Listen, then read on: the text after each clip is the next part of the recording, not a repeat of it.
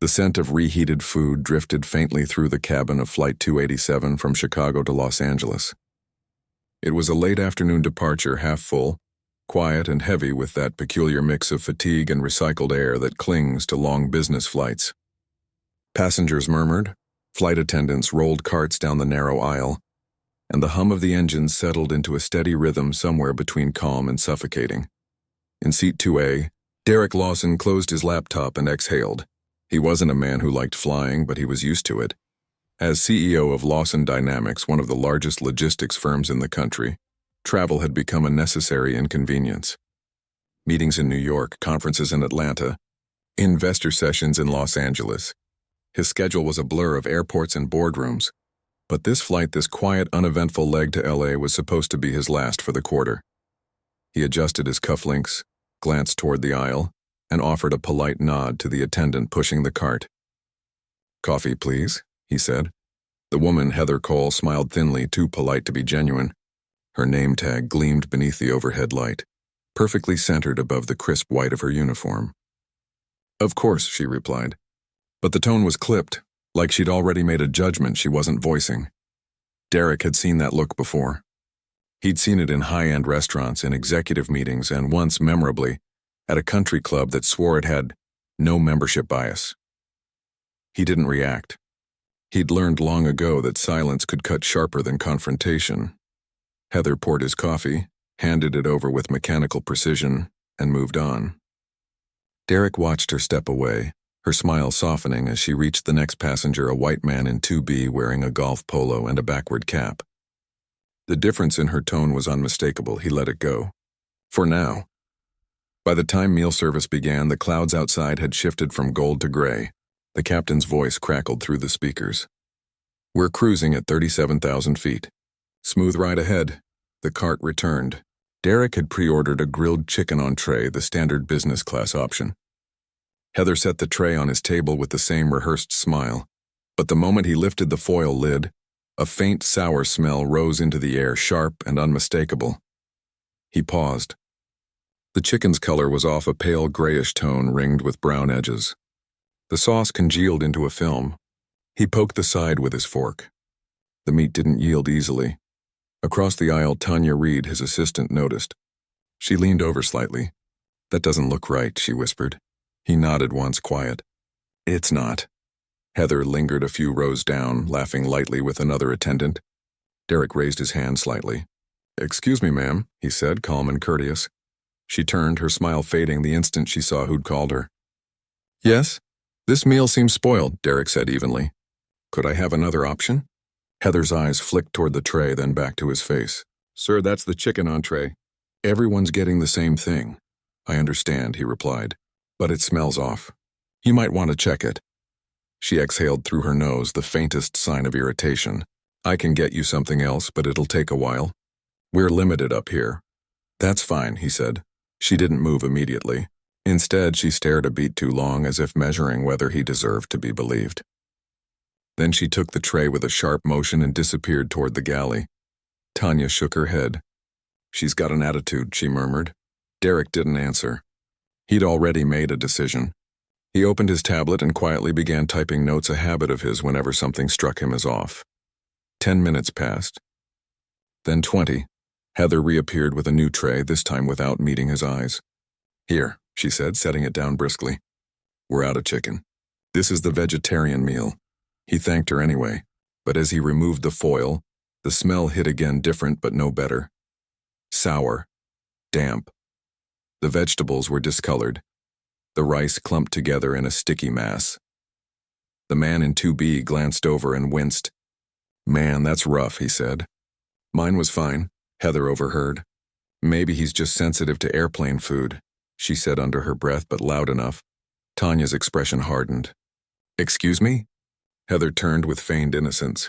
"I just said some people are more particular than others. It's not personal." Derek's voice stayed level. "It's starting to sound that way." For a moment, the cabin went quiet. Even the passengers nearby could feel the tension ripple through the air. Heather's posture stiffened. "I'll get my supervisor," she muttered. Derek watched her walk away, calm but calculating. He'd dealt with arrogance in many forms, but something about this had weight. This wasn't just poor service. It was contempt dressed as courtesy. Tanya leaned close. "You want me to handle this?" He shook his head slightly. "No, let her bring whoever she wants." A few minutes later, another flight attendant arrived. Jason, tall, polite, and visibly uneasy. "Mr. Lawson, I understand there's been an issue with your meal." "Yes," Derek replied simply. "Twice, actually. Both were spoiled." Jason nodded. "I'm sorry, sir. I'll make sure that's documented. We don't have much left on board, but I'll see if the captain has a crew meal available." Heather lingered a few feet away, arms crossed, lips pressed thin. Jason glanced at her once before returning to Derek. "We'll take care of it, I promise." Derek nodded, accepting the apology. "Thank you." When Jason left, Heather muttered, "Some people just love to make things bigger than they are." That did it. Derek turned his gaze on her fully for the first time, steady, calm, and cold. "Miss Cole," he said quietly, "I'd be very careful how you finish that sentence." Her throat bobbed, but instead of apologizing, she smiled tightly and walked away. Tanya whispered, "You're handling this better than I would." "I'm not handling it," Derek said softly. "I'm recording it." By the time the plane began its descent, word had spread through the cabin. A few passengers had noticed the exchange. One, a middle-aged woman seated 2 rows back, had discreetly recorded part of it on her phone after hearing Heather's remark. The clip captured the tone perfectly. A flight attendant sneering at a paying passenger, a professional black man being treated like an inconvenience. Derek said nothing for the remainder of the flight, but his silence carried weight. When the landing gear dropped and the captain announced final approach, Tanya packed her tablet and leaned close again. "You're not letting this go, are you?" He smiled faintly. "Not a chance." The plane touched down at LAX just after 7:10 p.m. The sky outside was streaked with orange and blue, the city shimmering beyond the horizon. As the seatbelt sign chimed off, Heather resumed her practiced cheerfulness, wishing passengers a pleasant evening as if nothing had happened. When Derek stood to retrieve his briefcase, she turned toward him, professional mask in place. "Thank you for flying with us, Mr. Lawson," she said, her tone falsely sweet. He met her eyes. "You'll be hearing from my office soon." She blinked, thrown off. "Excuse me?" He didn't answer. Tanya followed close behind as they stepped into the aisle. The pilot, Captain Brian Walsh, had overheard fragments of the earlier tension and intercepted them near the exit door. "Mr. Lawson," he said quietly, "I'm sorry about what happened up there. If there's anything I can do—" "You'll get your chance," Derek said calmly. "When your management calls." The captain nodded. He'd been flying long enough to recognize authority when he heard it. Outside the gate, Derek stopped near a row of glass windows overlooking the runway. The sun had dipped behind the terminal, leaving a faint golden outline across the tarmac. Tanya turned to him. "You really think she understood who you are?" "No," he said. "And that's the point." He opened his phone, scrolling through the airline's website until he found the contact page for corporate feedback. Then, instead of the public form, he pulled up a number labeled Direct Executive Liaison. Tanya raised an eyebrow. "Evelyn Park?" she asked, reading the contact. He nodded. "VP of Operations. We met at a conference in Houston last year." "She'll take the call." He dialed. The line rang twice before a composed voice answered. "Evelyn Park speaking." "Evelyn, it's Derek Lawson." A pause, then a shift in tone. "Mr. Lawson, good evening." "It's been a while. How are you?" "Disappointed," he said. "Your airline served me spoiled food twice today. When I politely mentioned it, your attendant implied I was imagining it. And when I asked for a replacement, she laughed." The silence on the other end was heavy. "I'm so sorry to hear that," Evelyn said quickly. "Which flight?" 287. Chicago to LA. Attendant's name was Heather Cole. "I'll handle this personally," she said. "I know you will," Derek replied, "because if you don't, I'll handle it for you." He ended the call. By the time they reached baggage claim, his phone buzzed with an email alert. "Incident report request immediate follow-up." Evelyn's team was already moving. Tanya glanced at the screen. "That was fast. She's smart," Derek said. "She knows what a PR problem looks like. What are you going to do?" He looked up, eyes narrowing slightly. "I'm going to give them a chance to do the right thing. Once. Meanwhile, at the airline's operations center, Evelyn Park was already in her office, headset on, face tight with controlled anger. "Get me the in-flight report for Flight 287, she ordered. "Now, and have HR on standby." Within minutes, she had the preliminary logs. 2 meal replacements, 1 passenger complaint, notes scribbled by the secondary attendant, Jason, confirming that the meals were unfit for service. That alone was enough. She leaned back, exhaling. "What were you thinking, Heather?" she muttered to herself. Heather, meanwhile, was oblivious. She was standing near the employee shuttle stop outside the terminal, chatting with a coworker, Samantha Rowe. "I swear some people just look for problems," she said, lighting a cigarette. "He made such a big deal over airplane food. Like we're serving 5-star cuisine," Samantha frowned. "Still, you might want to watch how you talk to passengers." "Management's been cracking down," Heather smirked. "Please. The guy's probably just one of those social media types. Nothing'll happen." She was wrong. At that very moment, Evelyn was on a call with Gregory Holt, the airline's CEO. "Greg, we have a situation," she said. "Passenger Derek Lawson." "Yes, that Lawson, CEO of Lawson Dynamics, apparently mistreated by one of our attendants. There's already talk of a video circulating among passengers." Greg groaned. "Great.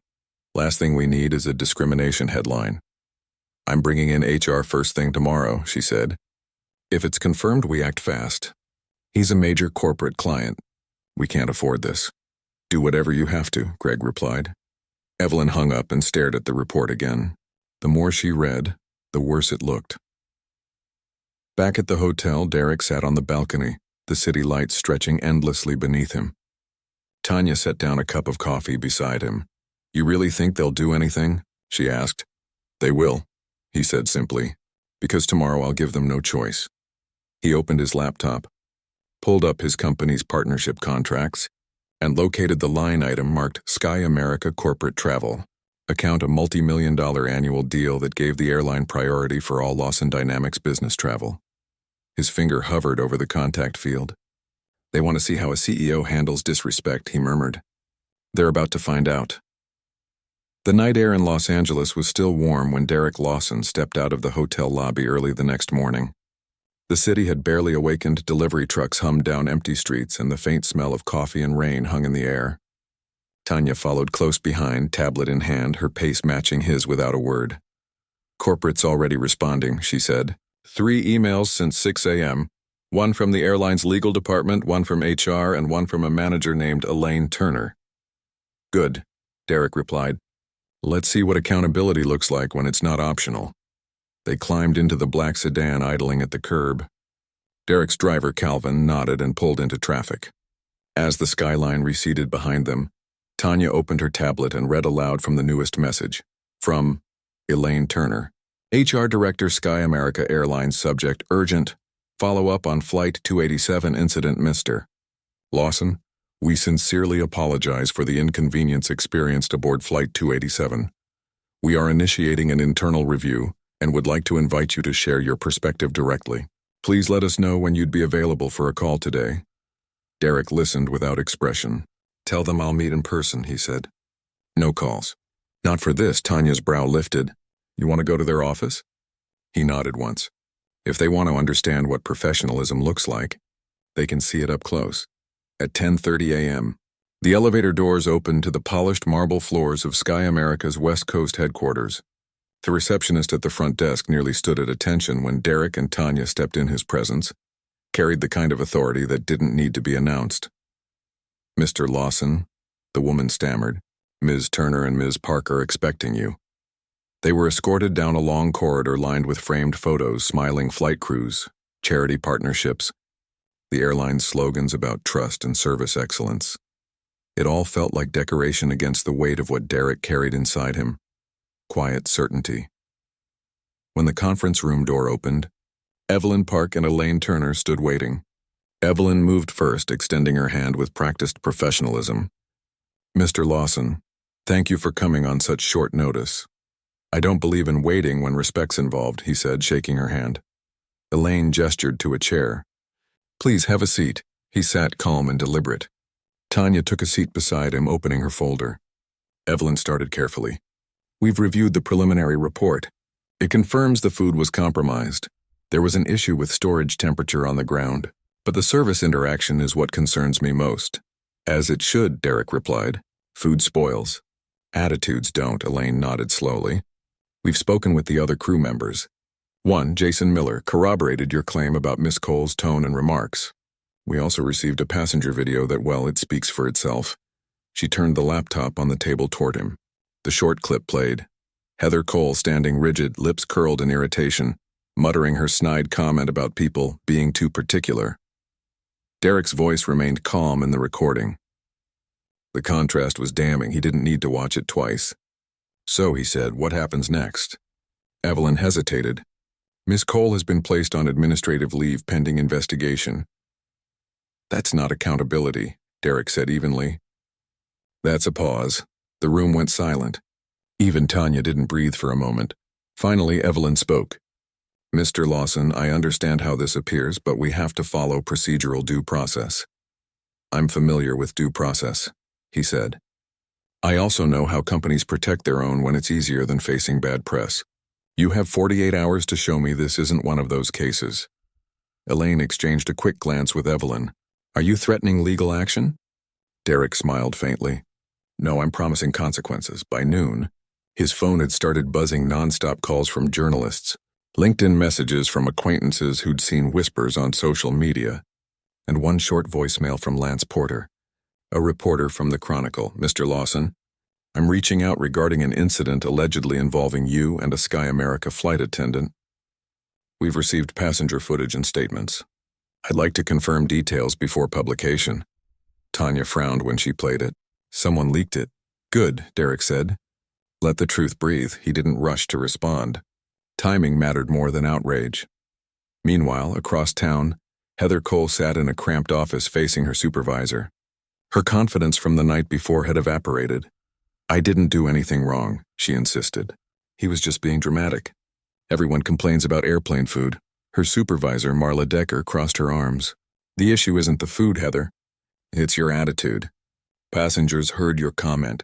One recorded it. Heather's jaw dropped. They recorded me? Yes, Marla said. And corporate's already seen it. HR will contact you this afternoon. Heather leaned back in her chair, pale. You're kidding. Over one comment?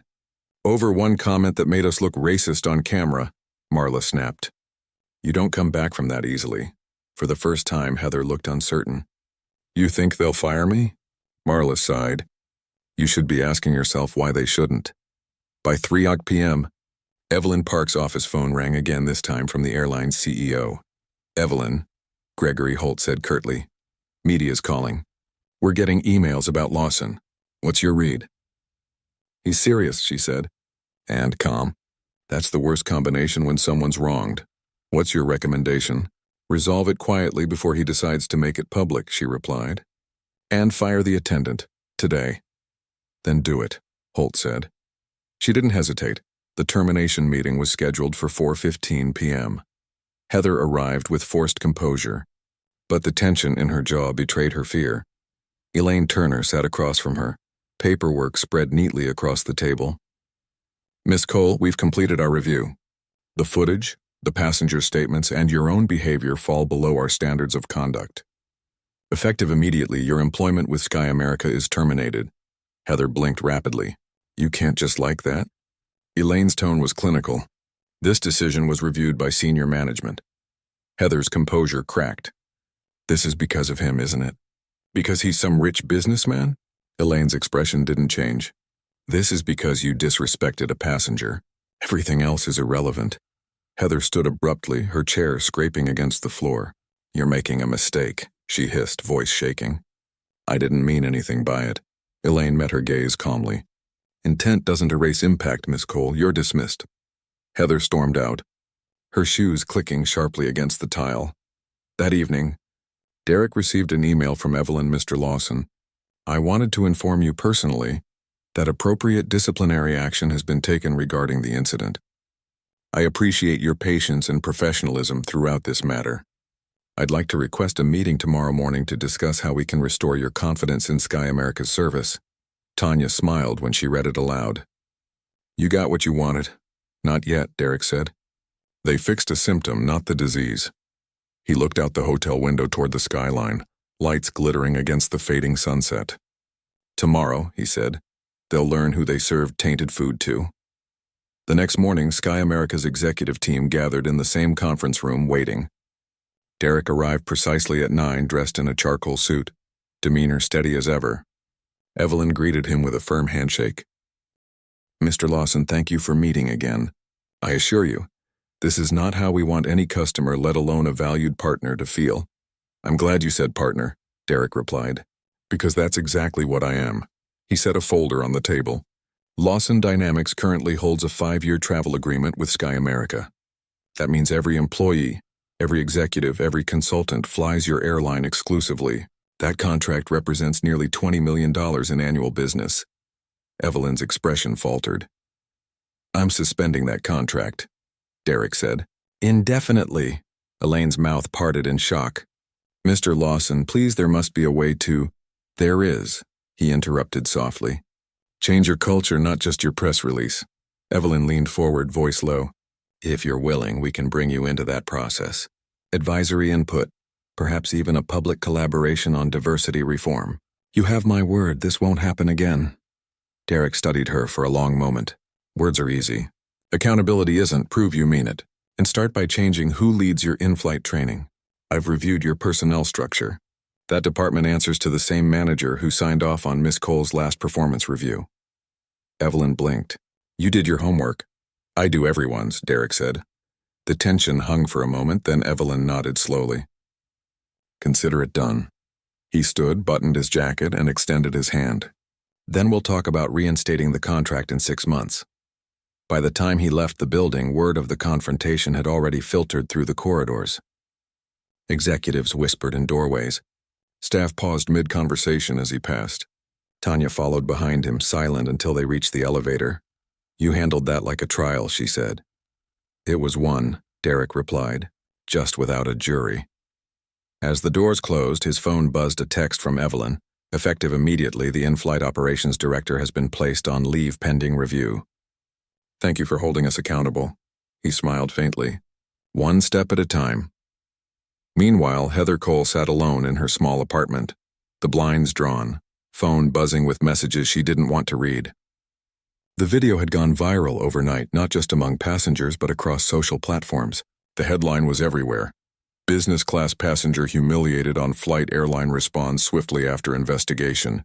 Comment sections were ruthless. Her face had become a symbol of arrogance caught in real time.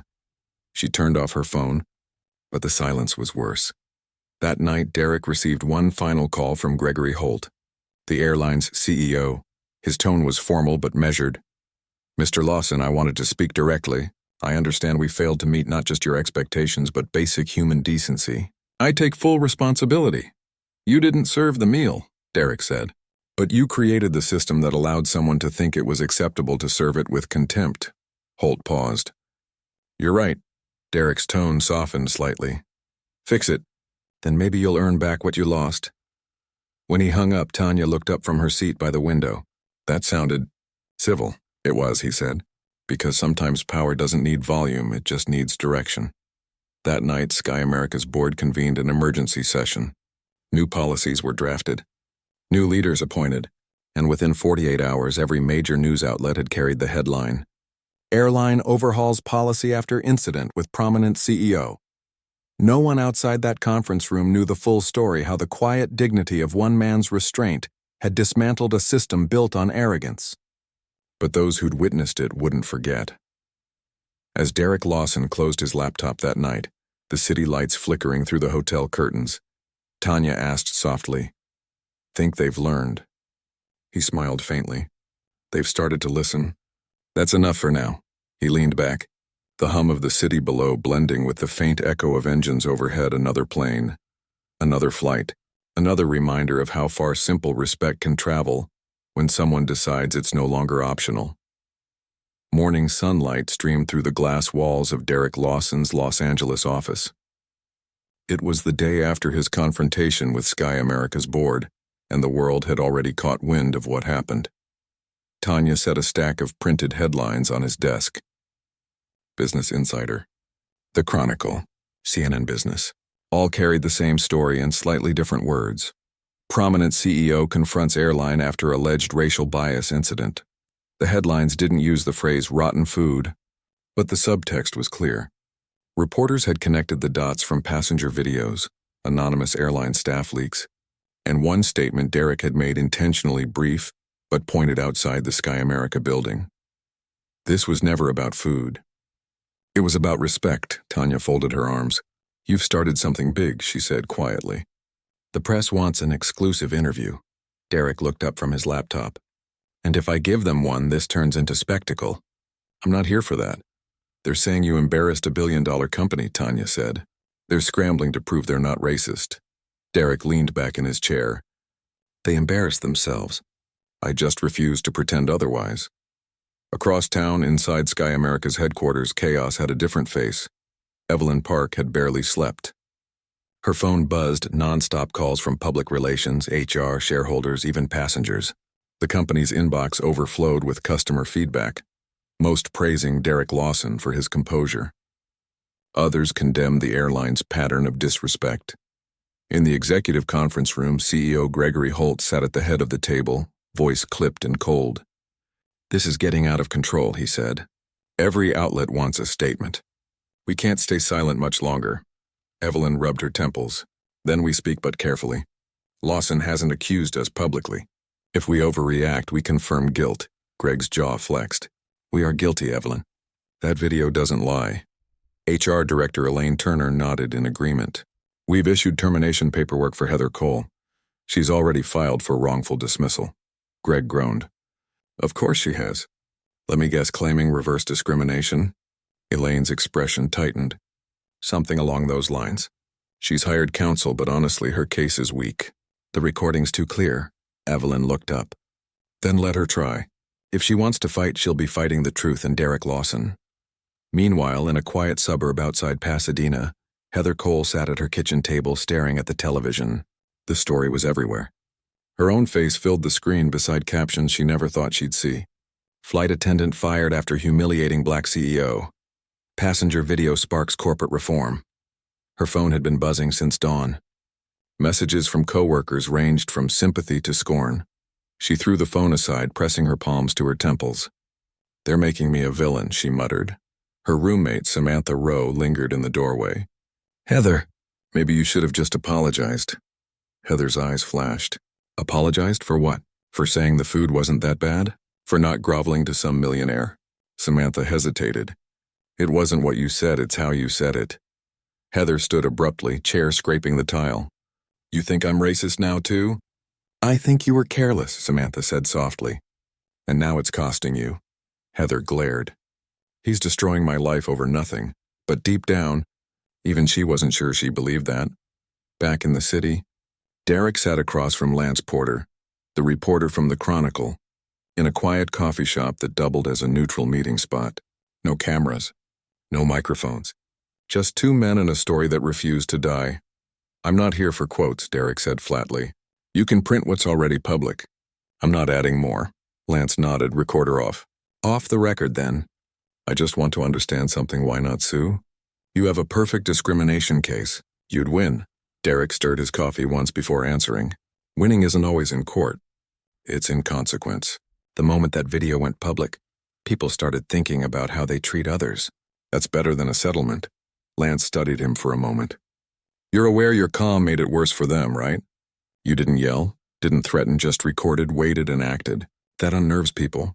Derek smiled faintly. Respect isn't loud, but it echoes. He stood to leave, dropping a 20 on the table. Print whatever you like. Just make sure you tell the truth. The next morning, Sky America issued an official statement. It spread across every major outlet within hours. Statement from Sky America Airlines. We are deeply regretful for the unacceptable behavior displayed by a former member of our cabin crew toward Mr. Derek Lawson, CEO of Lawson Dynamics. We have taken immediate corrective action and are reviewing our internal culture to ensure such conduct never happens again. We thank Mr. Lawson for bringing this matter to our attention with professionalism and dignity.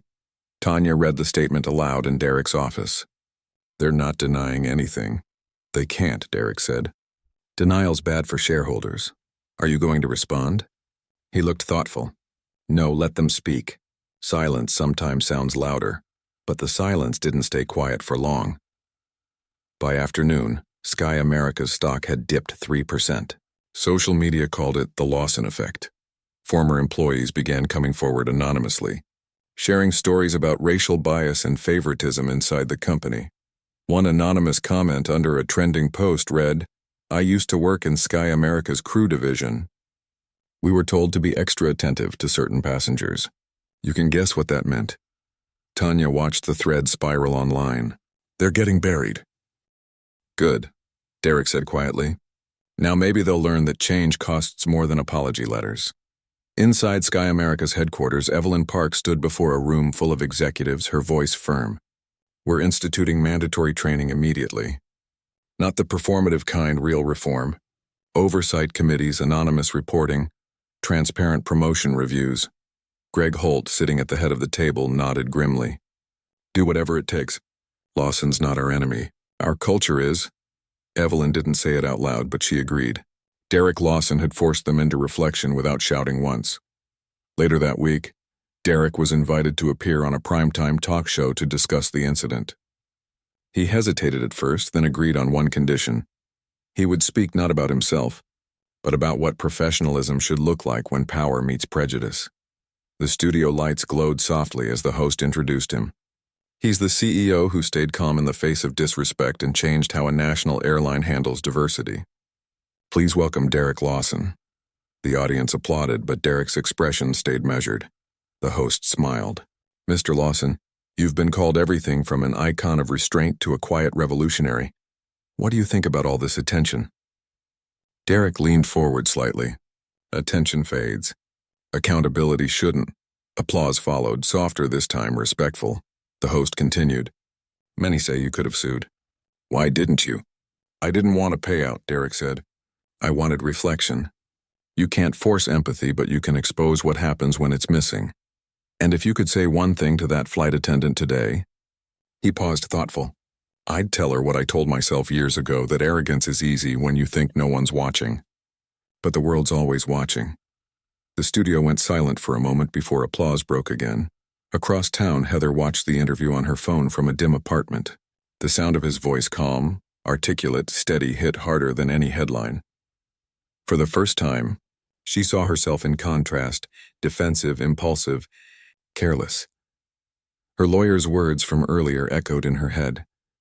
"They've offered a settlement to avoid trial, but it's conditional. Withdraw your claim, sign a non-disclosure, and issue a written apology." She'd refused at first, but as Derek's words replayed on screen, something shifted inside her. Maybe pride wasn't the shield she thought it was. She opened her laptop, staring at the blank document for a long time before typing, "To Mr. Lawson, I can't undo what I said or how it made you feel. I thought I was defending myself when I was really exposing something I didn't want to see. I'm sorry for the words, the tone, and the harm they caused." Heather Cole, she saved the letter, attached it to an email addressed to Sky America HR, and hit send. For the first time in weeks, the silence in her apartment felt less suffocating. The next day, Evelyn forwarded the letter to Derek. He read it once and set it down. Tanya asked, "You believe her?" He thought for a long moment before answering. "Belief isn't required for forgiveness. Growth is, so what now?" "Now," he said, "we finish what we started." By the end of that month, Sky America announced a full corporate restructuring. Heather's apology became part of a public training program. Derek Lawson was appointed as an independent ethics consultant to oversee the implementation of new professional conduct policies and idea. Evelyn had proposed and the board had approved unanimously. When reporters asked him why he accepted, he said simply, "Because reform works better when you sit at the table, not outside it." Weeks later, Derek visited one of Sky America's training centers in Atlanta. The irony wasn't lost on him. The same airline that once humiliated him now invited him to lecture their new recruits on respect. He stood at the front of the room, facing 24 fresh trainees. "Let's talk about perception," he began. "Every passenger you meet brings a story you don't know. Your job isn't to judge that story, it's to honor it. That's how service becomes humanity." A hand went up near the back. Sir, can one mistake really define a person? Derek paused, then smiled slightly. Only if they let it. After the session, Evelyn walked with him through the terminal concourse. You realize you've become the face of their change, she said. I didn't want to be, Derek replied. But maybe someone needed to show what accountability looks like when you stay calm. She nodded. You've done more in 3 weeks than our PR department managed in 3 years. Derek chuckled softly. I'll send them a consulting invoice. Evelyn smiled. We'd pay it. That evening, Derek sat in his office overlooking the skyline, the city lights reflecting off the glass like distant stars. Tanya stood by the window, arms folded. You ever think about how fast this all happened? She asked. 1 flight, 1 meal, 1 bad attitude. And now the whole country's talking. He nodded slowly. Sometimes change starts with something small. But small things reveal big truths, Tanya smiled. You think Heather learned that? I think she's starting to, he said. And that's what matters. Outside, another plane roared overhead, another Sky America flight, somewhere between destinations, carrying hundreds of strangers whose stories would never intersect. But for one man, one woman, and one airline, the lesson of that single flight would echo far beyond the clouds, because sometimes justice doesn't need to be shouted. It just needs to land. 3 weeks had passed since Derek Lawson's calm stand aboard Sky America Flight 287 rippled through boardrooms and news feeds alike. What began as a single act of quiet defiance had become something much larger, a corporate reckoning. The morning headlines had changed tone. What once read CEO demands justice now read Airlines ethics program sparks debate in corporate America. Derek's face had become symbolically respectable, composed and relentless. But the higher the praise climbed, the louder the whispers grew. At Lawson Dynamics headquarters, Tanya entered Derek's office holding a manila folder. You might want to see this, she said, setting it on his desk. He opened it. Inside were printed comments from an internal executive forum, a private network used by major CEOs and board members across industries. Several of the posts weren't flattering. He's grandstanding for attention. Turning one bad meal into a movement. Feels opportunistic. We've all faced bad service. Not everything's discrimination. Derek scanned the remarks without emotion. Same story, different century, he murmured. Tanya frowned. They don't like that you're holding up a mirror. They never do, he said. The reflection's uncomfortable. He leaned back, fingers steepled beneath his chin. Schedule me a round table next week. Invite whoever's bold enough to say this to my face. That afternoon, across the city, Sky America's executive floor was buzzing again. The company's leadership reforms, driven partly by Derek's influence, were attracting both applause and scrutiny. Evelyn Park stood in front of a large screen, reviewing the latest employee feedback reports. The numbers surprised even her. For the first time in years, internal surveys showed employees feeling heard and supported. Complaints were down 40%. Employee satisfaction up by half. Gregory Holt entered the room quietly. They said change would hurt profits, he said. But our bookings are up 12%. Evelyn smiled faintly. Turns out integrity's good for business, he nodded. And Derek Lawson's been good for us. But Evelyn noticed the hesitation behind his praise. You're worried, she said. Greg sighed. He's making other CEOs look weak, and when that happens, they'll push back. We need to be ready for that storm. By Thursday, the storm arrived. A viral op-ed appeared on a high-traffic business site, written by an anonymous industry insider. The headline was sharp. When activism becomes ego, has Derek Lawson gone too far?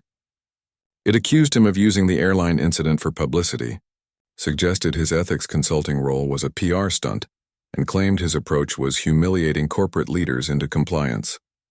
Tanya read the piece aloud in disbelief. They're twisting everything. Let them, Derek said calmly. They're showing the world what fear sounds like. You're not going to respond? He shook his head. No. Silence made them notice me the first time. It'll do it again. Meanwhile, Heather Cole's story had taken an unexpected turn. After weeks of silence, her written apology had surfaced through an anonymous leak, though not from her. The letter circulated online, sparking both sympathy and debate. Some readers saw it as genuine remorse. Others called it strategic survival. Heather sat in a modest cafe reading comments on her phone. Most were brutal, but a few surprised her. She owned up. That's more than most do. People make mistakes. At least she's learning. Samantha slid into the seat across from her. You've seen the news? Heather nodded. Yeah, I'm the internet's lesson of the week. Maybe that's not the worst thing, Samantha said gently. You did what you could to make it right. Heather exhaled, eyes fixed on the screen. I don't know if that's enough. Maybe it's not supposed to be, Samantha said. Maybe it's just supposed to start something. Heather smiled faintly. You sound like him. Back at Lawson Dynamics, the scheduled CEO roundtable was underway. 15 executives sat around the long oak table, tension thick enough to feel. Some came out of curiosity, others out of resistance. Derek began without preamble. You've all read the articles, he said. You've seen the video. You've seen the headlines. Now I want to hear you directly. A gray-haired man from a major tech firm spoke first. I'll be honest, Derek. You made the rest of us look bad. You could have handled that situation quietly, through the usual channels. The usual channels, Derek repeated. The same ones that bury complaints until the story fades. The man shifted. You turned a customer service problem into a moral crusade. Derek leaned forward slightly. I didn't start a crusade. I ended an excuse. Silence spread across the room.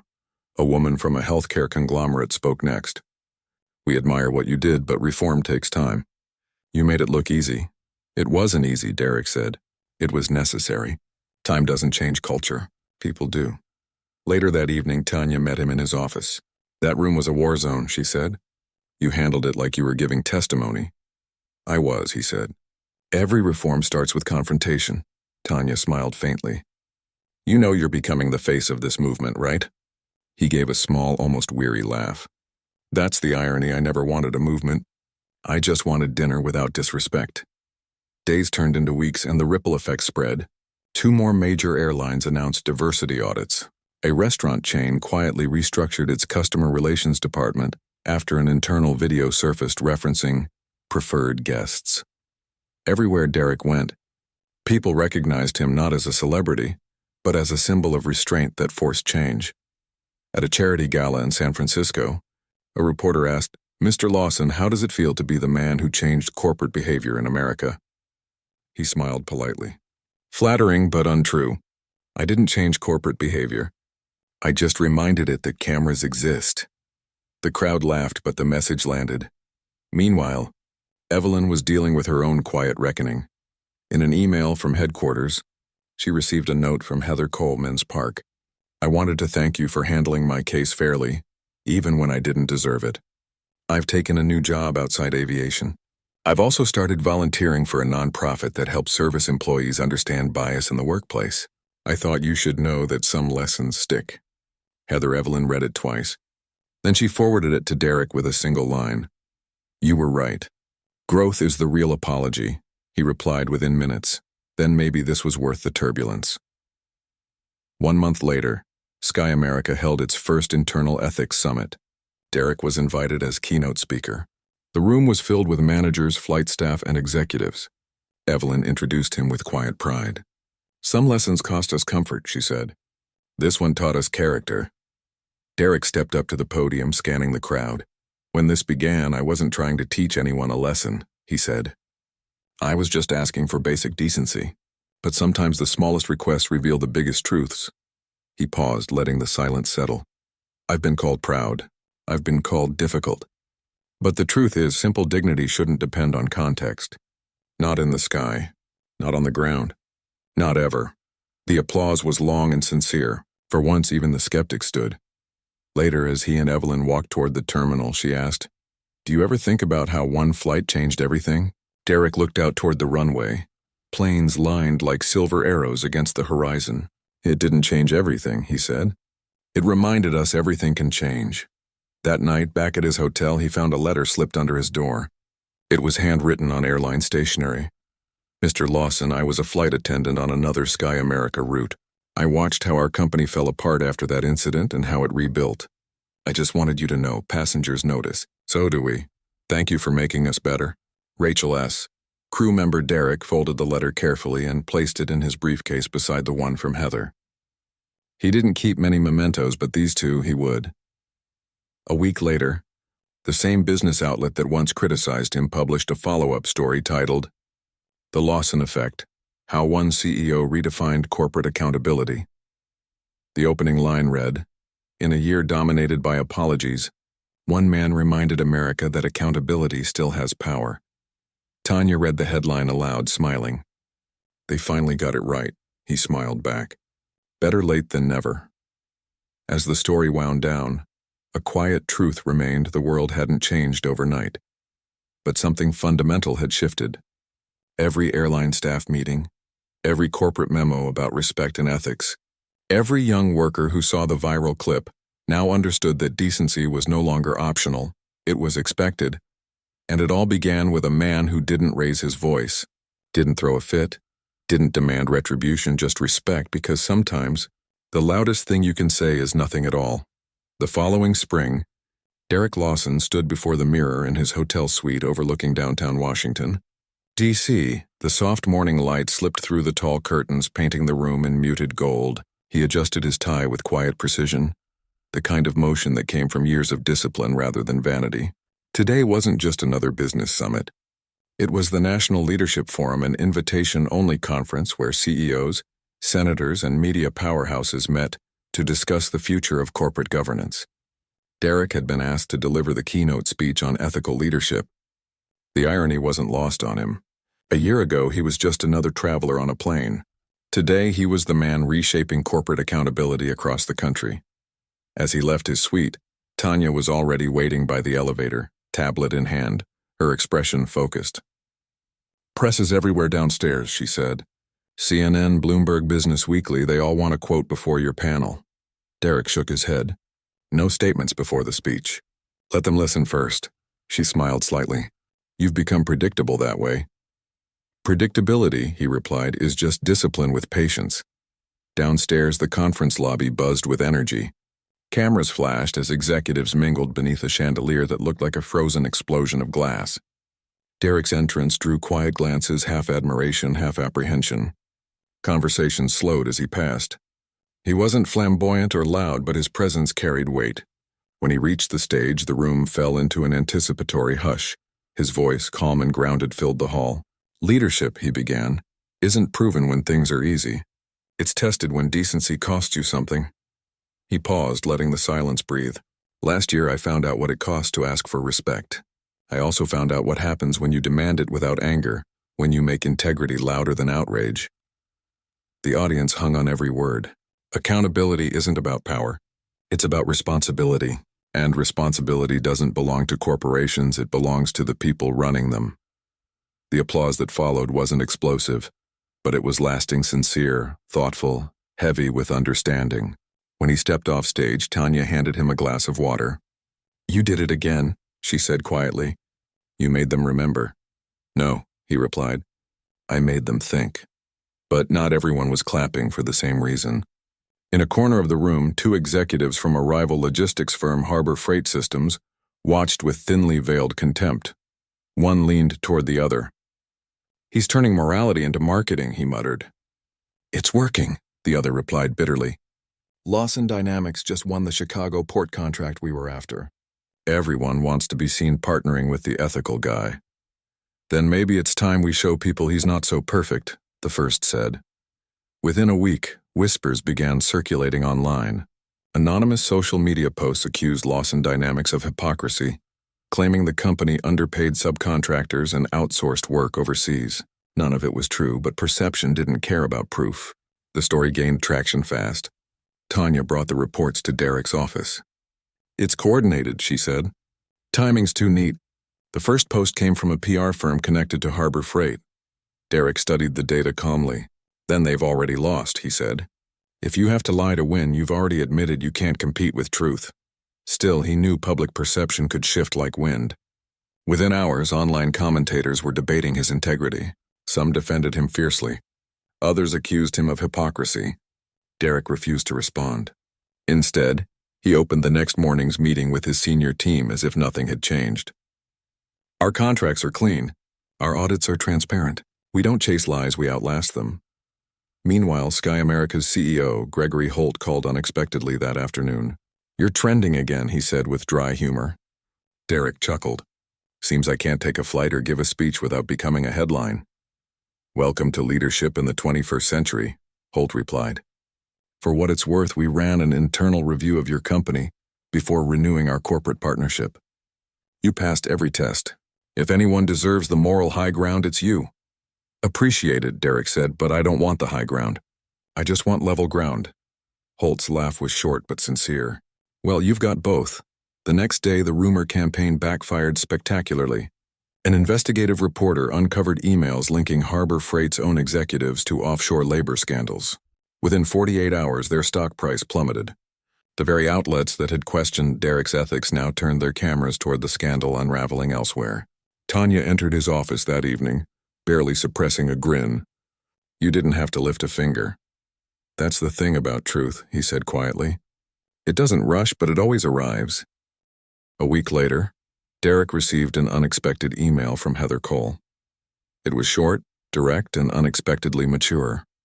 Mr. Lawson, I saw your keynote.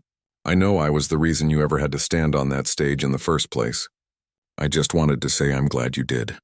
I've been working at a youth center teaching kids about empathy and respect. You were right. Growth is the only apology that matters. Heather, he read the message twice, then sat back, exhaling slowly. Tanya noticed the expression on his face when she entered. Who's it from? She asked. Someone who finally learned the lesson, he said, handing her the tablet. She read it silently, then smiled. Looks like she found peace. Maybe we both did, Derek replied. In the months that followed, Derek's influence only deepened. Universities invited him to guest lecture on leadership ethics. Corporations sought his input for reform programs, but beneath the accolades, he remained grounded. He declined book deals and interviews that wanted to turn him into a brand. His response was always the same.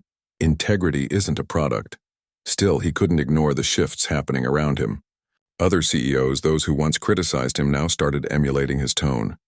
Words like accountability, respect, and inclusive leadership began appearing in annual reports and press releases. Some were sincere.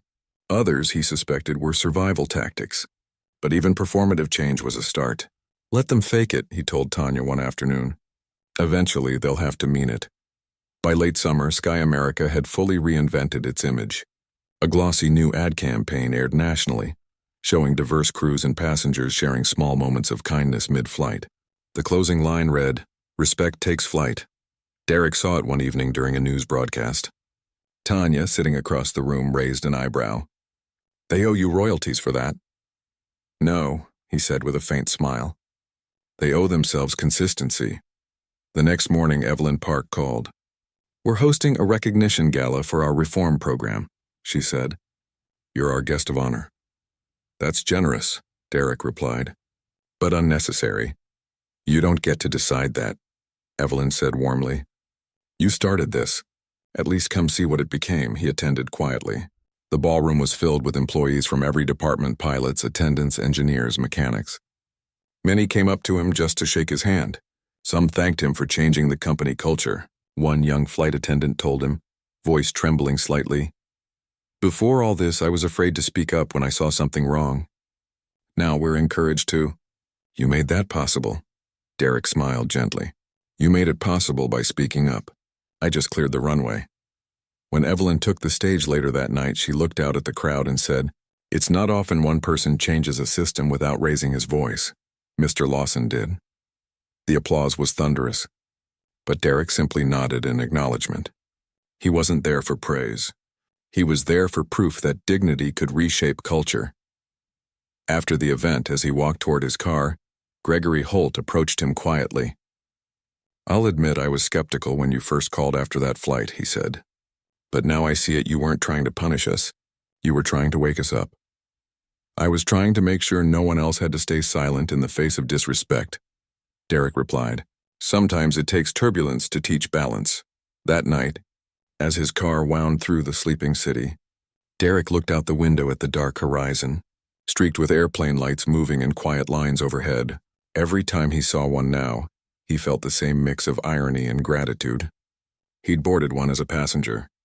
He stepped off as a reminder. Back at his apartment, the city hum was low and steady. He loosened his tie, sat on the couch and let his thoughts settle. The phone buzzed once more, a message from Tanya. Tomorrow's clear except for one call from the White House liaison. They're organizing a federal panel on workplace ethics. They want you on it, he smiled to himself. From a spoiled airline meal to national reform, life had a strange sense of symmetry. He typed back, "Tell them I'll be there. Maybe they'll let me bring my own lunch this time." For the first time in months, he laughed out loud softly, privately, the kind of laugh that comes not from amusement but from release. The long arc of the story had bent toward justice, not because he shouted louder than his oppressor, but because he refused to bend lower than his principles. He closed his eyes for a moment, feeling the peace that comes only when you know you've changed something real. Tomorrow there would be more meetings, more headlines, more scrutiny. But tonight there was stillness. And for a man who had once been served disrespect disguised as a meal, that was enough. The invitation to Washington wasn't something Derek Lawson took lightly. A federal ethics panel wasn't a press event or a branding opportunity. It was a battlefield for ideas disguised as a conference room. When the White House liaison called, Tanya had already printed a background file on every person attending. There were senators, labor economists, corporate executives, and one controversial media figure known for his combative views on performative justice. "They'll try to provoke you," Tanya warned as they drove to the Capitol. Derek watched the scenery blur by through the window, miles of early morning fog drifting past old bridges. "I don't do provocation," he said calmly. "I do preparation." The meeting was set inside the Eisenhower Executive Office building, a stately maze of marble corridors and tall windows that seemed to echo every word twice. When Derek entered, the chatter in the room softened. He wasn't a politician, but his presence drew attention. He took his seat quietly near the end of the long table, his posture straight, expression unreadable. The moderator, a tall woman from the Department of Labor, introduced him last. "Mr. Lawson joins us not only as the CEO of Lawson Dynamics, but as someone whose actions have shaped national conversations about workplace integrity." "Mr. Lawson, thank you for being here." Derek nodded once. "Thank you for having me." As the discussion began, the usual pleasantries faded fast. The senator from Missouri opened with a question laced in skepticism. "Mr. Lawson, with all due respect, do you believe one man's personal experience qualifies him to redefine how corporations operate? Isn't this moral idealism bad for business?" The room went still. Derek leaned forward slightly. "Senator, moral idealism doesn't hurt business. It builds it. What hurts business is arrogance, thinking your company can survive on profit alone, while your employees starve for respect." A few heads turned. The senator's smirk faltered. The moderator interjected. "So you believe regulation should enforce moral behavior?" "No," Derek replied evenly. "I believe culture should. Regulation exists because morality keeps failing to show up." The silence afterward wasn't hostile, it was reflective. Even those who disagreed with him paused to listen. During the lunch recess, a journalist approached him in the hallway, recorder in hand. "Mr. Lawson, you've been praised for your restraint. How do you stay calm under fire?" Derek smiled faintly. "Because fire only burns what's weak. If you know who you are, there's nothing to burn." The quote would appear that evening across headlines, and it would follow him for years. After the panel adjourned, he received a quiet nod from the Secretary of Labor herself. "You've given us a lot to think about, Mr. Lawson," she said. "We're drafting a new workplace fairness initiative. I'd like your input before it's finalized." He accepted the folder she handed him without ceremony. "Send it to my office. I'll read every word." Outside, Tanya was waiting near the car. "How bad?" she asked. Derek exhaled through a slow smile. "Better than expected?" "Nobody threw anything," she grinned. "That's progress." They drove back toward the hotel in easy silence, the afternoon sun glinting off the Potomac. For the first time in weeks, Derek allowed himself a rare flicker of peace.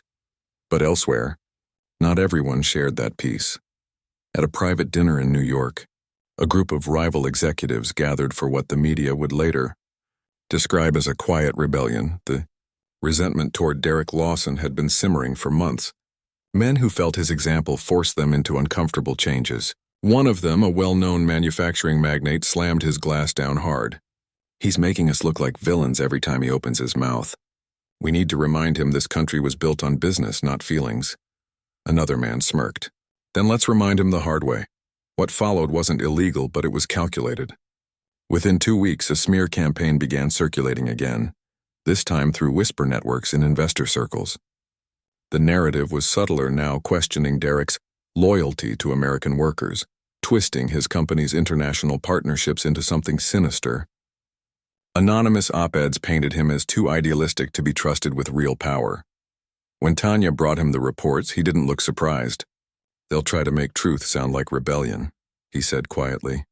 It's how power defends itself. Should we respond this time? No, Derek said, turning to the window. We'll respond by growing stronger. They can attack my name, but they can't rewrite my record. Still, she could see the weight in his eyes. Even the calmest men grow tired of being targets. A week later, he was invited to appear on a televised business roundtable to discuss ethics fatigue, the growing backlash against corporate morality. He agreed not to defend himself, but to reframe the conversation. The studio lights were harsh. 3 other panelists flanked him, each a CEO known for their wealth, not their empathy. The host began, Mr. Lawson, critics say your reforms make companies hesitant to make bold decisions. That fear of moral backlash is stifling innovation. How do you respond to that? Derek met the host's gaze evenly.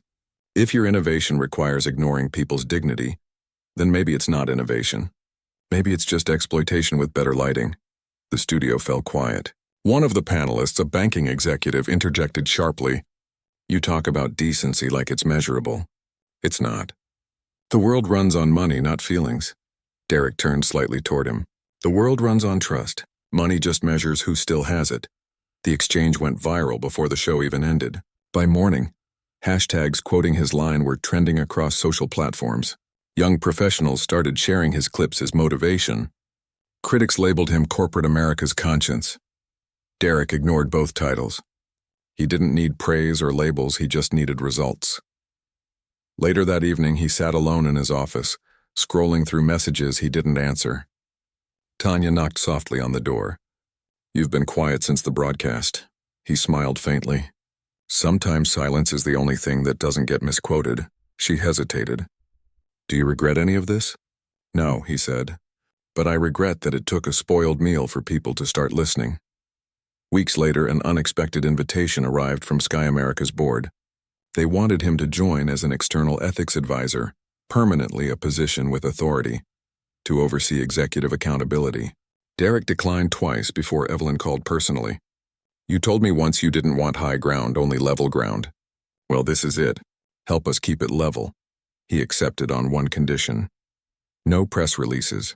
No announcement. I'll work from the shadows.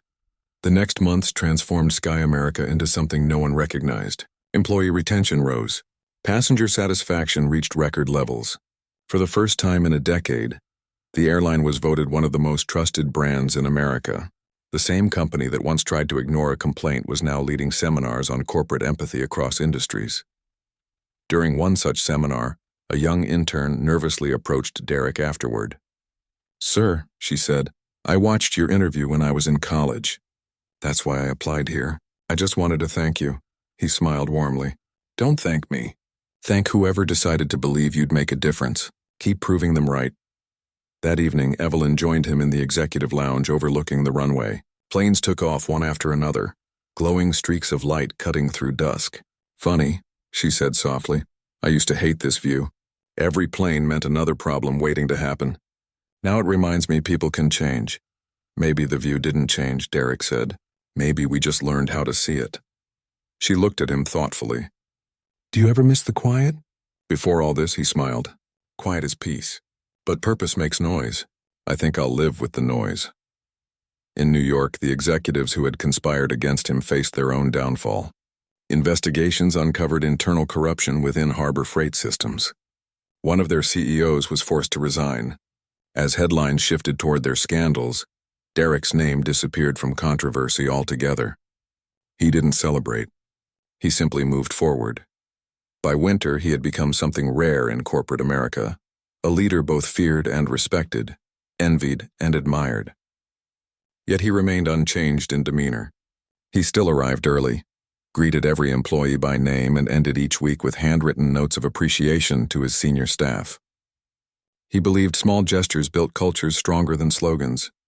One evening, after everyone had left the office, he sat alone at his desk, rereading the 2 letters he kept locked in his drawer, the apology from Heather Cole and the note from the Sky America crew member named Rachel.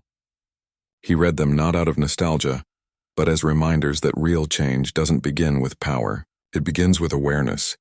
Outside, the city lights blinked like distant constellations. He thought of the hundreds of flights crossing the country above him, strangers sitting side by side, unaware that one act of quiet dignity had shaped the way those crews served them now. When Tanya called to check in, he answered on the first ring. "Still at the office?" she teased. "Just finishing something," he said. "You know, not every fight has to last forever." He smiled faintly. "Some don't, but the ones worth winning never really end." She paused, her tone softening. "You changed more than a company, Derek." "Maybe," he said quietly. "But I only wanted to remind people of something simple. Respect isn't a policy. It's a choice." After the call ended, he sat in the dim office, the hum of the city below blending with the steady rhythm of his thoughts. For the first time in a long while, he allowed himself to lean back and breathe, not as a CEO, not as a reformer, but as a man who had done what was right when it mattered most. The world had tried to twist his story, to bury it, to redefine it, but truth has a way of surviving noise. And somewhere, between the quiet of the night and the endless hum of engines far above, Derek Lawson found the peace that comes from knowing justice doesn't always roar. Sometimes it simply takes flight. The first snow of winter dusted the streets outside Lawson Dynamics headquarters, soft and quiet, like the calm that follows a long storm. Derek Lawson stood by his office window, hands clasped behind his back, watching the city lights blur in the flurries. The year had been relentless. Media storms, boardroom confrontations, whispered campaigns. He had faced all of it without once raising his voice. Yet somehow peace always felt just one battle away. Tanya entered with 2 cups of coffee and that cautious smile she wore when she knew his mind was somewhere far off. "You're thinking again," she said. He turned with a faint smirk. "Always. Thinking's cheaper than therapy." She handed him the cup. "You've been invited to the Global Leadership Forum in Geneva. They want you on the main stage." Derek took the coffee but didn't answer immediately. "I'm not sure I belong at conferences. People don't go there to listen, they go to speak louder." "Then maybe they need someone who knows how to make silence do the talking," she said. He chuckled quietly. "I'll think about it." But the invitation lingered in his mind long after she left. Geneva wasn't just another stage, it was the world's lens. And though he'd never sought fame, part of him knew that stories like his only mattered when shared beyond borders. A week later, he found himself on a red-eye flight heading toward Switzerland. Tanya had booked the tickets under her name to avoid attention. The irony of returning to an airplane as a guest speaker about ethics wasn't lost on him. As he settled into his seat, the flight attendant approached a young man this time. Polite, professional, and clearly nervous. "Good evening, Mr. Lawson. It's an honor to have you on board," the attendant said quietly. "I read about what you did for Sky America." "I joined aviation because of that story." Derek smiled warmly. "Then I guess something good came out of all that noise." The man hesitated before speaking again. "It did, sir. My father's a pilot. He said your story changed how they train everyone now. People think twice before speaking down to passengers." Derek nodded thoughtfully. "Respect doesn't require training. It requires empathy. But if training helps them find it, I'll take that." As the plane took off, the soft hum of the engines filled the cabin. Derek closed his eyes, not to sleep, but to reflect. The irony was poetic a year ago. An airline had been the place of his humiliation. Now it was the very stage where he saw the evidence of progress. When the flight landed in Geneva, reporters were already waiting at the terminal. His reputation had traveled faster than his plane. He gave no interviews, only a short statement.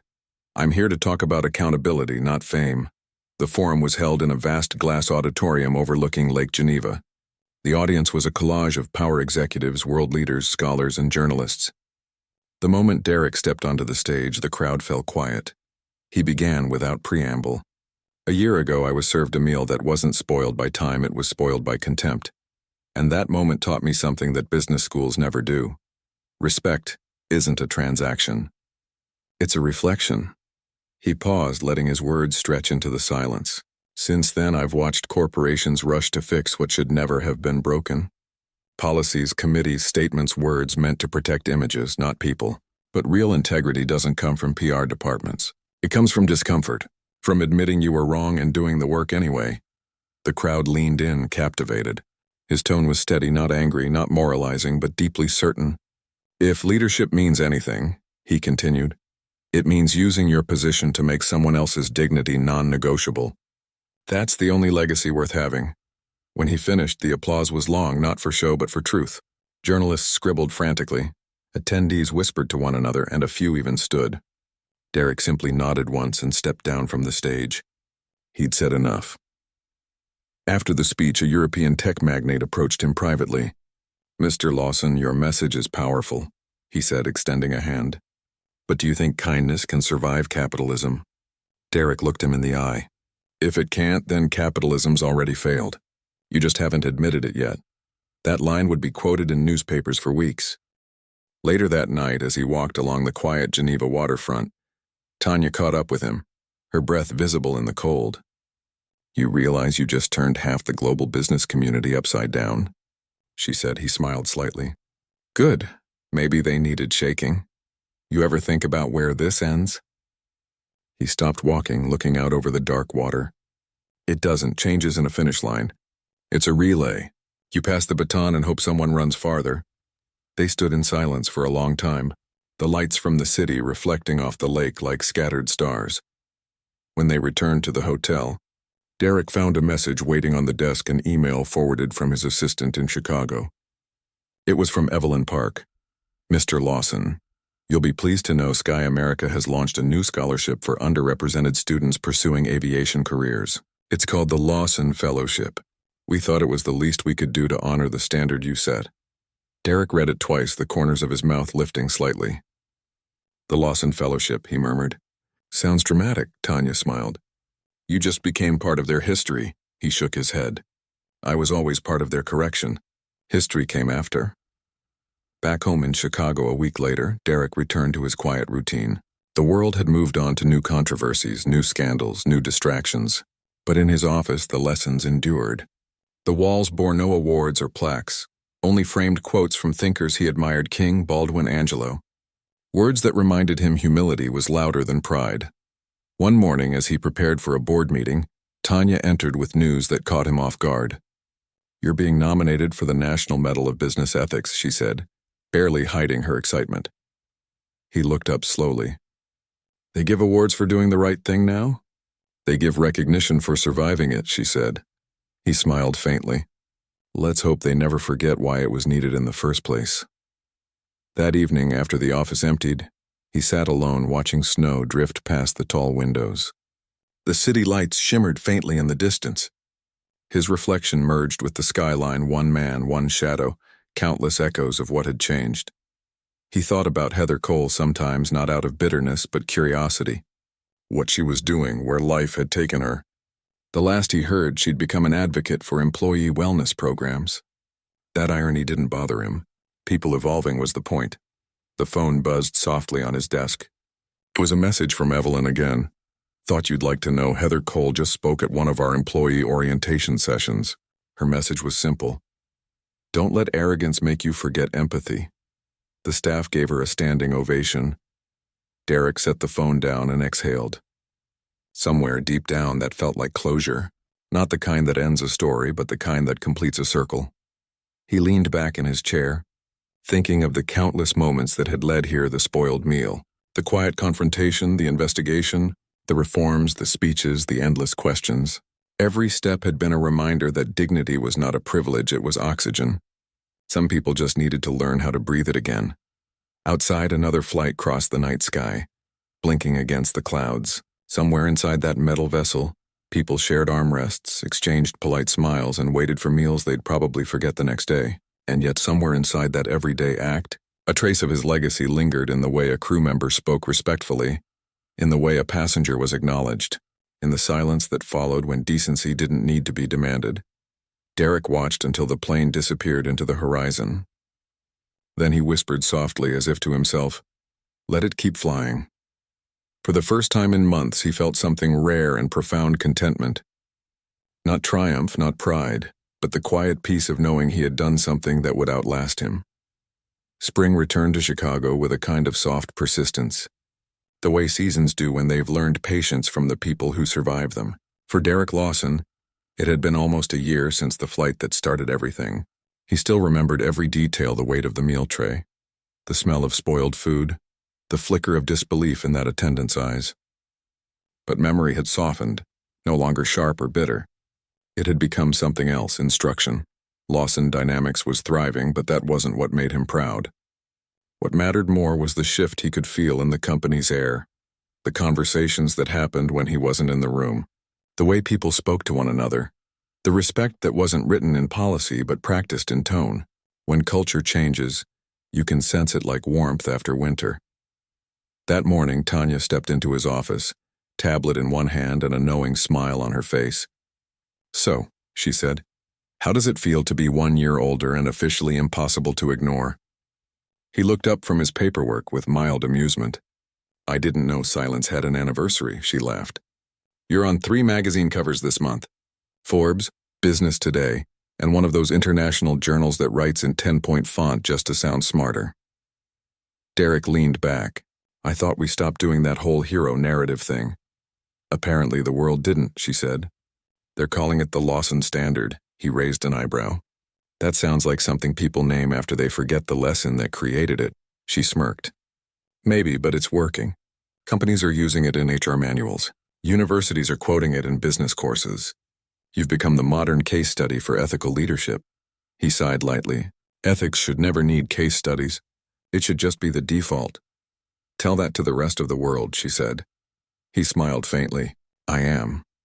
Later that day, Derek attended a panel at the University of Chicago, his alma mater. The auditorium was filled with students, professors, and reporters who'd managed to slip in under the pretense of research. When he stepped up to the podium, the room hushed. "Thank you for inviting me," he began. "It's strange being back here. I used to sit where you sit now, thinking business was about building things. Then I learned it's about building people. The rest follows naturally." He paused, scanning the crowd. "A year ago, I was just another traveler on a plane. The difference between that man and the one standing here isn't power, it's clarity. Clarity that sometimes dignity isn't given. It's claimed. And when you claim it quietly, the world has no choice but to listen louder." The students erupted in applause. Some stood. But Derek didn't linger in the praise. He never did. He nodded once, thanked them, and left the stage as if applause was just background noise in a world too busy to remember why it started clapping. That night, back at his apartment overlooking the river, he found a package waiting by the door. Inside was a framed photo of Heather Cole, standing beside a group of high school students at a community center. They were holding a banner that read, "Empathy in Action Youth Leadership Program." A handwritten note was taped to the frame. "Mr. Lawson, you don't know this, but your silence that day did more than save my job, it saved my conscience. I realized that losing a uniform doesn't mean losing purpose. I've spent the past year teaching these kids that pride without kindness is just noise. Thank you for teaching me the hard way." Heather. Derek read the note twice before setting it down. His hand lingered on the photo, not from sentimentality, but respect for how far someone could travel in a single year when they decided to grow. Tanya found him there later, still looking at it. "You okay?" she asked. He nodded slowly. "Better than I've been in a while." "Is that from her?" "Yes." "Do you forgive her?" He looked thoughtful. "Forgiveness isn't the point. Understanding is, and I understand her now." The quiet in his voice was heavier than any anger could have been. Weeks later, Derek was back in New York for a business summit. On the second night, during a private dinner with investors, a conversation began that tested his patience again. One of the guests, a smug venture capitalist with a half smile and a loud laugh, leaned back and said, "Come on, Lawson. You can't fix every moral flaw in business. The world's not a church. Sometimes you have to play dirty to win." Derek's reply was measured but firm. "If you have to play dirty, you've already lost." The man smirked. "Easy to say when you've got money." Derek's gaze didn't waver. "Money doesn't buy integrity. It just pays for the silence of people who lost theirs." The table went quiet. No one spoke after that. On his way out of the restaurant, a waiter quietly stopped him. "Sir," he said. "I just wanted to thank you. I saw your interview last year. I was working 3 jobs then. It made me realize I could demand respect at one of them, and I did. I left the one that treated me like I didn't matter." Derek smiled softly. "Good for you. Keep walking forward." He didn't need applause or headlines anymore. Moments like that, a stranger quietly reclaiming dignity, were his measure of success now. As spring turned to summer, the Lawson Foundation expanded its outreach programs, funding scholarships for leadership ethics, mentorships for underprivileged youth, and small grants for startup founders who prioritize social impact over profit margins. Derek insisted his name appear nowhere on the marketing. "Impact," he said, "shouldn't come with a signature." One afternoon, Tanya entered his office holding a letter with a gold seal. "It's official," she said. "You've been selected for the National Medal of Business Ethics." Derek didn't look up from his desk. Let them give it to the people doing the work, not the man who started it. "They're giving it to you because of the work," she said gently. He leaned back, quiet for a long moment. "Then maybe I'll accept it on behalf of everyone who's ever been disrespected and didn't shout back but still won." When the award ceremony arrived, it was broadcast live from Washington. D.C. Derek stood on stage in front of an audience of business leaders, officials, and journalists. The host introduced him as a man who turned humiliation into humanity. He stepped up to the microphone, paused, and said simply, "If you remember anything from tonight, remember this. Decency isn't leadership's accessory, it's its foundation. Every empire that forgets that collapses eventually. Maybe not in profit, but in purpose." The applause that followed wasn't the loudest he'd ever heard, but it was the most meaningful. After the event, as the crowd dispersed, a young flight attendant approached him shyly, holding a folded boarding pass. "Mr. Lawson," she said softly, "I work for Sky America. We all know your story. I just wanted to tell you that every time I serve a meal now, I remind myself that respect is part of the job description." He smiled, took the boarding pass, and tucked it into his pocket. "Then my work is done." On the flight home that night, he sat by the window, staring out at the clouds glowing beneath the moonlight. Tanya, seated beside him, glanced over. "You ever think about how different everything would have been if you'd stayed silent that day?" He smiled faintly. "Silence didn't protect me. It defined me." "There's a difference," she looked puzzled. "What do you mean?" He turned toward her. "Most people think silence means surrender, but it's really just strategy. I didn't shout because I didn't need to. The truth was loud enough on its own." When the plane landed, the cabin filled with applause as the passengers thanked the crew. Derek lingered a moment before standing, letting others pass first. One of the attendants, an older gentleman with tired eyes and a genuine smile, nodded respectfully. "Mr. Lawson, I wanted to say thank you. You made this job something we can be proud of again." Derek shook his hand. "Then you made it worth everything." Outside the terminal, the city smelled like rain and jet fuel, the same as it had that first night a year ago. But this time, the air felt different, lighter, like the weight of that old memory had finally lifted. Tanya waited by the car. "You ready to get back to work?" she asked. He looked back once at the runway lights stretching into the horizon. "Work never stopped," he said. "It just got quieter." As they drove away, the terminal lights faded behind them, replaced by the glow of the city skyline. Derek watched in silence, content not with victory but with balance, the kind that comes when justice no longer feels like revenge, and progress feels like peace. That night, as he sat by his window at home, he opened the folder marked Sky America Archives. Inside was the original incident report from Flight 287. He read it one last time before sliding it into a drawer and locking it away. Some stories don't need revisiting once they've been rewritten correctly by life itself. Outside, another plane climbed into the sky, its lights tracing quiet lines through the darkness. Derek smiled faintly and whispered under his breath, "Let them fly higher." Autumn crept into Chicago with that familiar, cool breath that hinted at change. Derek Lawson arrived at the Lawson Foundation headquarters just after sunrise, his steps unhurried but purposeful. The city was still waking up. The streets outside were painted gold by the early morning light bouncing off glass towers. Inside, everything was quiet except for the distant hum of the elevators and the occasional murmur of early staff. Derek liked this hour, the silence before the noise of the day. Tanya was already there, standing by the coffee machine with 2 cups. She handed one to him with a grin. "You're consistent, you know that?" "Consistency's underrated," he said, taking the cup. "It's also exhausting," she replied. "You haven't slowed down in a year." He smiled faintly. The world doesn't slow down when the problem's just getting started. That morning, he had 3 meetings lined up, one with an education nonprofit about expanding leadership programs, another with an international law group about ethical trade practices, and one final call with a senator who wanted him to testify at an upcoming congressional hearing about corporate accountability. That last one was the only one he was reluctant about. Politics had never interested him. It was a space where words mattered less than the performance around them. But still, when people in power listen, you show up. By mid-morning, Derek sat in his office surrounded by notes and reports.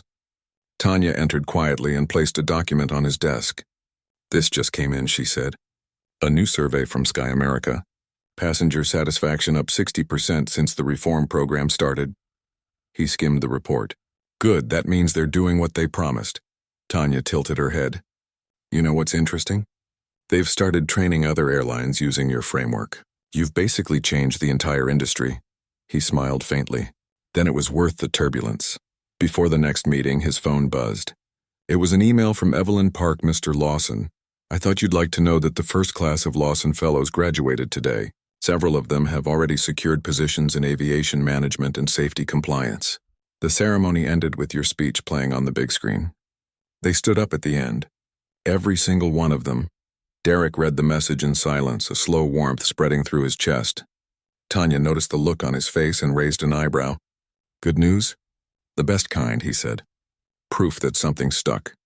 At noon, the meeting with the senator began. The conversation was polite at first, praise for his reforms, appreciation for his influence, but eventually, the topic shifted to policy. "Mr. Lawson," the senator said, "your story has become a model for ethical behavior. We'd like you to testify before the Business Conduct Committee next month. Help us write new workplace legislation." Derek hesitated. "Laws can guide behavior," he said, "but they can't change hearts." The senator nodded. "True, but laws force reflection. Sometimes that's enough." He considered that. "Send me the details," he said finally. "I'll think about it."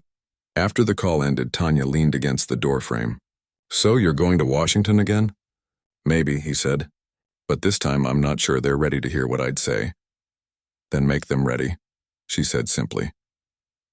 Later that week, Derek flew to Los Angeles to attend an awards dinner, hosted by a coalition of minority business leaders. It wasn't about him, it was about recognizing progress. Still, his presence drew attention. Cameras flashed, reporters hovered, questions flew through the air like gnats. "Mr. Lawson, how does it feel to have redefined corporate accountability? Do you believe race played a role in how you were treated that day? Are you proud of the movement you started?" He answered each question the same way, calmly, evenly, without ego. "It's not about pride," he said. "It's about precedent. If my experience helps someone else stand taller, then that's enough." Inside, during the dinner, he was seated beside an older woman who introduced herself quietly. "My name's Denise Hall," she said. "I'm a retired nurse. My son was on that flight with you last year." Derek turned to her, surprised. "He was?" She nodded. "He recorded the video. The one that went viral. He told me he didn't post it to embarrass anyone.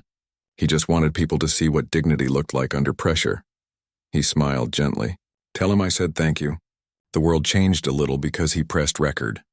As the night went on, the speeches blurred together. Success stories, statistics, applause. But one line from the host lingered with Derek long after the event ended. "The real test of character isn't how you rise after success, it's how you act when the spotlight moves on." That thought followed him back to his hotel.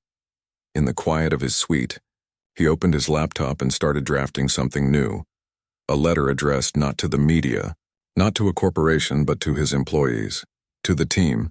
If there's one lesson this year taught me, it's that leadership isn't measured by what you build, it's measured by what you repair.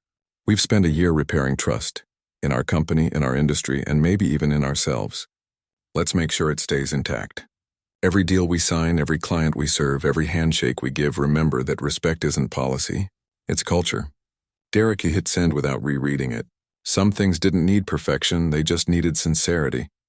2 weeks later, he found himself back in Washington, sitting under the bright lights of the congressional hearing room. Cameras lined the back wall. Journalists whispered into microphones. Senators shuffled papers. When his name was called, Derek stood, straightened his jacket, and walked calmly to the witness table. His opening statement was simple. "A year ago, I asked for a replacement meal. What I got instead was a lesson in how fragile dignity can be when power forgets empathy. What happened to me isn't unique, it's a reflection of a system where arrogance hides behind uniforms and titles. But systems can change if people inside them do." He looked up at the room filled with lawmakers, reporters, and cameras. "I'm not asking for new rules. I'm asking for new awareness. Because when respect becomes regulation, we've already failed." The room fell completely silent. Even the clicking of cameras paused. One senator nodded slowly, visibly moved. Another leaned back, thoughtful. When Derek finished, the applause was brief but genuine, rare in that setting. As he left the building, Tanya walked beside him, her voice low. "That might have been your best speech yet." He smiled faintly. "I wasn't giving a speech. I was giving a reminder." Back home that night, he found another letter waiting, this one from a small-town mayor in Georgia. "Mr. Lawson, we watched your testimony today. I showed it to our high school civics class. When you said respect shouldn't need regulation, the room went quiet. The students decided to start a campaign here called Decency First. It's spreading faster than I expected. Just thought you'd want to know." He sat quietly for a long moment after reading it. The idea that one small act of fairness could ripple into classrooms 1,000 miles away made something inside him settle. Later that evening, he stood on his balcony, the Chicago skyline glimmering below. The city pulsed with quiet energy, alive and awake. He thought of all the people whose lives had brushed against his story, the flight attendants who now trained differently, the executives who ran meetings with more mindfulness, the kids in Georgia launching their Decency First campaign. Tanya's voice echoed in his head. "You haven't slowed down in a year." He smiled softly to himself. Maybe slowing down wasn't in his nature. Maybe this was what purpose looked like when it refused to end. A gust of cold wind swept across the balcony, and he turned back toward the warmth of the room. On the desk sat the framed photo of Heather's students. He picked it up, tracing the edges with his fingers before setting it beside the National Ethics Medal. Two sides of the same story, mistake and redemption, conflict and change. For the first time, they looked like part of the same picture. He stood there for a long time, watching the night stretch across the city, until the lights from a distant plane caught his eye steady. Rising, unstoppable, he smiled and whispered, "Almost to the sky. Keep flying higher." Winter came back to the city the way it always did, slowly, almost politely, until one morning the streets were wrapped in white and everything felt muted. Derek Lawson stood by the window of his corner office, watching the snow fall over the skyline. The air outside was thick with silence, but inside the building, life went on: meetings, phone calls, the quiet rhythm of progress. A year and a half had passed since the flight that changed everything. In that time, Derek had become something between a legend and a cautionary tale. His name was now a case study in leadership programs, a reference in business ethics courses, and a trending example every time someone in power was caught on camera behaving without grace. Yet none of that was what he thought about now. He thought about how easily that day could have gone differently, how close he'd come to letting anger define him instead of restraint. Tanya entered without knocking, balancing 2 cups of coffee. "Still can't believe you're here this early," she said. He smiled slightly. "Some habits are hard to unlearn." She set a cup on his desk. "You got a call from Evelyn this morning. Sky America wants you to attend their 10-year safety conference. She said they're dedicating it to redefining service and respect." He raised an eyebrow. "And she thinks having me there won't make people nervous?" "Probably will," Tanya said with a grin. "But that's kind of your brand now." He chuckled softly. "Fine. Tell her I'll think about it." She hesitated before leaving. "There's something else," she said, handing him a small envelope. It came from Atlanta. No return name. Derek opened it carefully. Inside was a folded piece of paper and a faded photo of a young boy in a pilot's uniform, smiling proudly beside a small plane. The note read, "Mr. Lawson, my name is Jordan. I'm 16. My mom used to work for Sky America. She told me about you. Because of your story, I joined a youth aviation program. Someday, I'm going to be the kind of pilot who makes people feel safe to fly again. Thank you for proving what quiet strength looks like. Derek stared at the photo for a long moment, then placed it gently on his desk beside Heather's framed letter. The two images, one of regret turned into redemption, the other of a dream just beginning, sat side by side like bookends of a story that had finally found balance. That evening, as snow fell harder outside, Derek left the office early for once. The streets glistened under lamplight, quiet except for the sound of cars moving cautiously through the slush. He walked home instead of calling his driver, the cold biting through his coat but somehow feeling earned. The city that once felt restless now seemed almost calm, as though it, too, had learned something about patience. At his apartment, he poured a glass of water, loosened his tie, and turned on the small desk lamp by the window. He opened a notebook and began to write not an official report, not a speech, not an email, just thoughts. Leadership isn't about how loud your voice carries. It's about how steady your silence stays when everyone's watching. The world doesn't need more outrage, it needs more examples. Because people don't follow titles, they follow behavior. He paused, pen hovering over the page. Then he added one last line. The meal wasn't the insult. The way it was served was, and that's the difference between mistake and disrespect. One can be forgiven. The other must be corrected. He closed the notebook and sat back, listening to the hum of the city below. Somewhere out there, planes were taking off and landing, strangers crossing paths for moments that might mean nothing or everything. Somewhere, a young pilot named Jordan was studying. A reformed attendant named Heather was teaching, and a senator was drafting a bill inspired by a hearing that never made the evening news. The ripple had become a wave, quiet but unstoppable. Weeks later, Derek finally agreed to attend Sky America's conference. He didn't tell anyone except Tanya. When he arrived, the event hall was filled with hundreds of employees, executives, and trainees. Cameras were everywhere, but this time they weren't chasing scandal, they were documenting progress. Evelyn greeted him warmly at the entrance. "You came," she said, her voice carrying genuine relief. "I said I'd think about it," he replied. "I did." Inside, the room buzzed with anticipation. The opening video played across a massive screen. Clips of diverse crews, passengers laughing, pilots greeting children in the cockpit. The final frame lingered on the words, "Respect takes flight." When the applause faded, Evelyn took the stage and gestured toward him. "Ladies and gentlemen," she said, "none of this would have happened without a man who taught us that decency isn't weakness, and silence isn't surrender. Please welcome Mr. Derek Lawson." The crowd rose to their feet. Derek walked to the podium slowly, nodding in acknowledgement. "I'm not here to give a speech," he began, his tone calm but resolute. "I'm here to say thank you. Not for the recognition, but for the proof.